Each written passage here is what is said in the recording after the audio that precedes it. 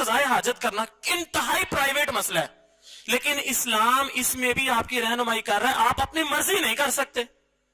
یہ تو ہماری غلامی کا حال ہے. یہ بات یاد رکھیے گا، اللہ رب العزت نے ہم کو عبد پیدا کیا ہے.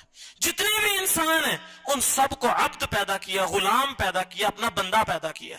وہ علیحدہ بات ہے کہ بعض لوگ اللہ کو اپنا رب بھی نہیں مانتے، پیسوں کو رب مانتے ہیں، پیسے کی مرضی کے پیچھے چلے جا رہے ہیں. کوئی اللہ کو چھوڑ کر کسی اور کو رب مانتا ہے، کوئی اپنے نفس کو اپنا رب مانتا ہے. آپ کو بعض لوگ ملتے ہیں اور نہیں جی میں کسی دن گل مانتا، وہ اپنی مرضی کرتا ہے، میرا جسم میری مرضی، میرا کمرہ میری مرضی، میرا موبائل میری مرضی، میرا گھر بار میری مرضی، میرا گھر میری مرضی، میرا کاروبار میری مرضی. ہر جگہ پہ وہ اپنی مرضیاں کرتا ہے. اللہ رب العزت فرماتے ہیں ارأیت من اتخذ الہہ ہوا، اور تو نے دیکھا اس بندے کو، یہ اپنے نفس کو اپنا رب بنا بیٹھا ہے. جو اس کا دل آتا ہے یہ اس کے مطابق کرتا ہے، اس کا نفس اس کا رب بن چکا ہے. تو بات یہ کہ ہیں ہم غلام، ہیں ہم اللہ کے بندے، لیکن ہم اپنے رب کو اللہ کے علاوہ کسی اور کو بنا لے تو پھر مرضی ہماری ہے نا.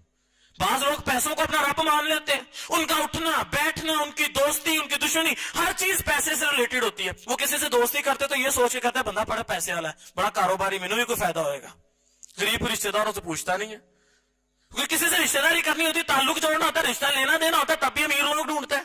اٹھتا بیٹھتا تو امیر لوگوں میں، اور نماز کی پرواہ نہیں ہے، لیکن اس نے پیسہ کمانا ہے، اسی لیے کاروبار کے لیے چاہے رات کے 4 بجے بھی اس کو بلایا جائے نا منڈی میں کہ ادھر ٹرک بکنا، تو 4 بجے منڈی میں پہنچ جائے گا. نماز کے لیے نہیں اٹھے گا، تہجد کے لیے نہیں اٹھے گا.